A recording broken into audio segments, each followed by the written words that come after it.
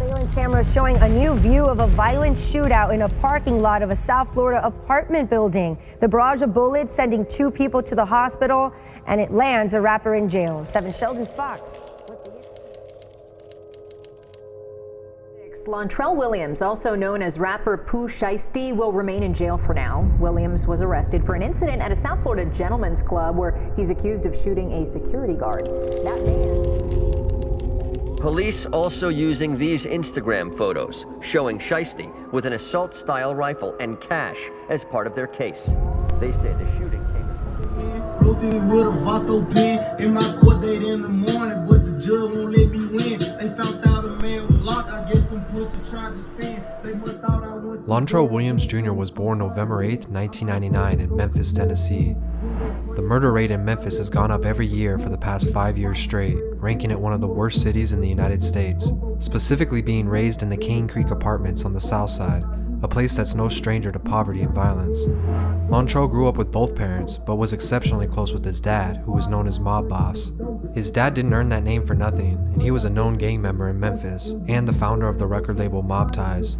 Mom, on the other hand, was more the nurturing kind, and gave Lontrell the nickname Mr. Pooh at a young age. Pooh being heavily influenced by his environment, he watched his dad gain status in the streets. He looked up to him like an OG or a brother, rather than his father. Mob Boss would take Pooh to the studio with him when he was young, but he was more interested in playing ball than ever rapping. Attending Hamilton Middle School, he joined the 6th grade basketball team and had hoop dreams he planned on achieving one day. This didn't last long though, as his behavior wasn't focused around school, but rather being as bad as possible. He stopped showing up to practice and was kicked out of school so many times there was no way the coach would let him play. While his focus was shifting more and more to what the streets of Memphis had to offer, his dad was also making plays. The Mob Ties label was making moves in the city with their artist named Miscellaneous, but the hip-hop scene in Memphis had been split, causing beef between rappers for almost 20 years. Miscellaneous had problems with Yo Gotti, who was also on the rise at the time, leading to a confrontation in a club in 2006 where shots were fired. My bitch like the high speed. You know all the gangsta shit inside me. I'm out there walking on nicely. She bought me yellow Chinese. 3 people were either hurt or killed during the altercation, putting Mob Tie's biggest artist behind bars and getting Pooh's dad supervised parole. While on parole, his dad was forced to grind in the streets even more for money, now that Miscellaneous was gone. Although he thought he was moving under the radar, the cops were already monitoring the trap house he and his crew operated at for months. Eventually, police made a move on the abandoned building, busting down the doors while Mob Boss and a few others were inside. Some of them ran and jumped out the window, but Pooh's dad was caught in the kitchen before he could make a move. Police found substantial amounts of weed, cocaine, and $10,000 cash in the building. With his dad now serving time in federal prison, Pooh was unsupervised and he could now engulf in the street life. At age 11, he spent 4 months in juvie and was forced to wear an ankle monitor, but this wasn't enough to scare him. Fighting, robbing, and finessing people, he gained the rest of his nickname. His friends now called him Pooh Shiesty. Once again, I'm locked in TV.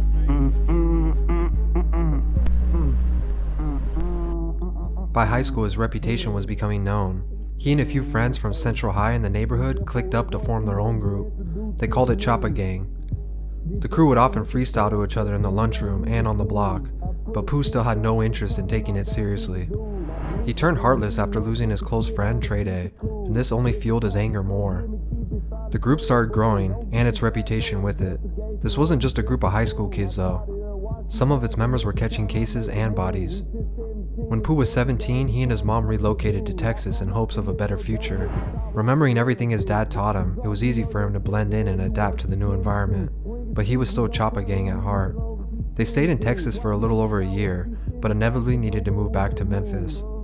Despite his disinterest in school, he kept his head down, attended summer school and online classes so he could graduate high school on time. But once high school was over, the hustle continued, and he reunited with his gang.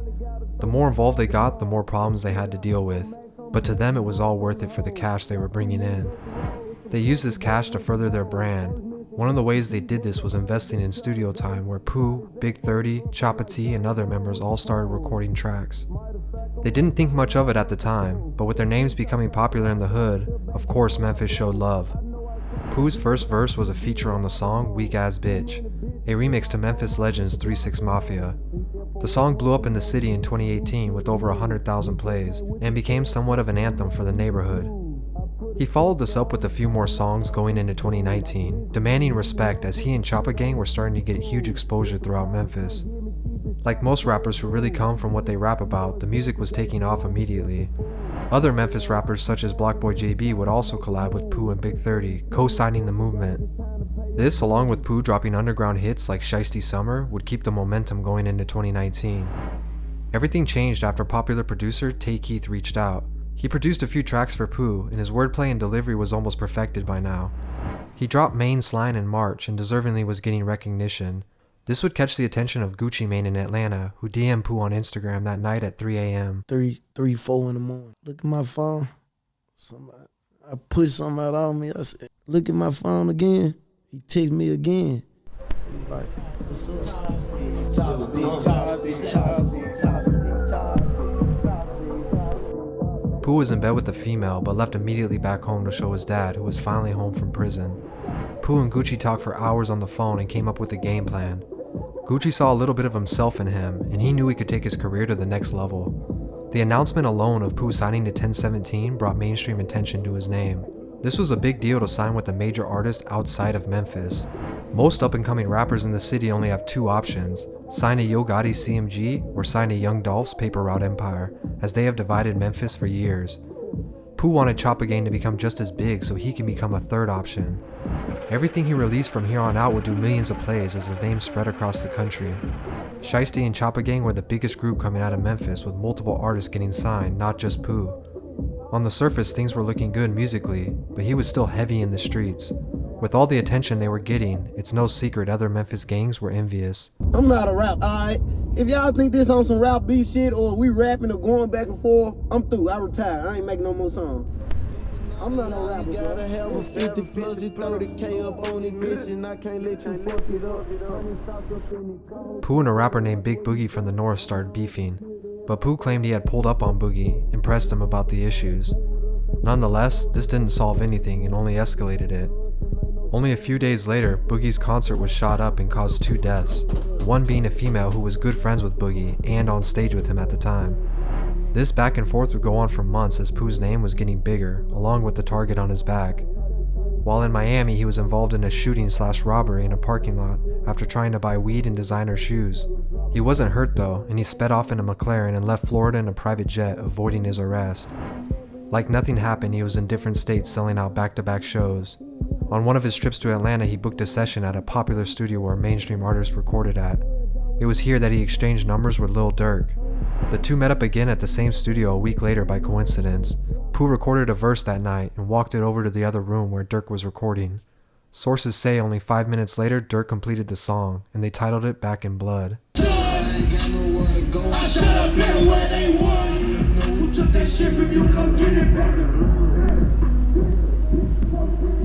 The audio was released online, and as we know it, this can be credited to bringing Pooh in front of the mainstream. The song was catchy and up-tempo, but the lyrics behind it went over a lot of average listeners' heads. Pooh's ops, EBG, didn't take a liking to the song, and they would release their own remix to Back in Blood in response. EBG wore Chappa Gang killer hoodies in the video, and what's even crazier is some of Chappa Gang and EBG went to the same high school together. Pooh responded on Instagram, mocking them for the fact that he never even had to name drop their gang to get views, and he said he would drop the Back in Blood music video the next morning. After the video came out, the song only became more popular, and with copyright issues, EBG's version was taken down. Pooh clearly was making his ops look dumb, as the whole country was now singing the lyrics to his song. The main rapper from EBG named Jizzle was shot in the arm. They said this was retaliation for the diss records he had been putting out. He survived the attempted killing, but it was clear Pooh was willing to risk his entire career in order to stay real. It can be hard to leave the street mentality behind, despite making it off the streets of Memphis and into a mainstream rap career. It's a double-edged sword because it's fake to rap about it, but not be about it, and Pooh made that clear. He released his debut mixtape, Shiesty Season, which had the whole industry co-signing him. There's no question he was about to take his career to even new heights.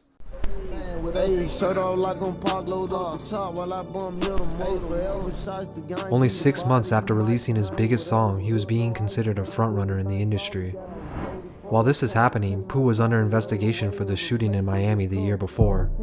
Police were building a case against him after a bag filled with cash fell out of his McLaren the day of the shooting. They ended up matching the serial numbers of a $100 bill to one Pooh had posted on Instagram. With enough evidence to warrant his arrest, Shiesty was being forced to turn himself in. Despite the warnings of friends and people around him, Pooh is now potentially facing life in prison. He's being held with no bond until his court date later this month, leaving the future of his rap career in question. You got something special, take advantage of it. Don't disrespect your blessings and position yourself so you can position your family on the next level. Fuck right now. The chains and jewelry, that's cool. All that shit cool. Right. The chicks that's on your dick, everybody, oh, Pooh, yeah, that shit cool. Let something happen to you.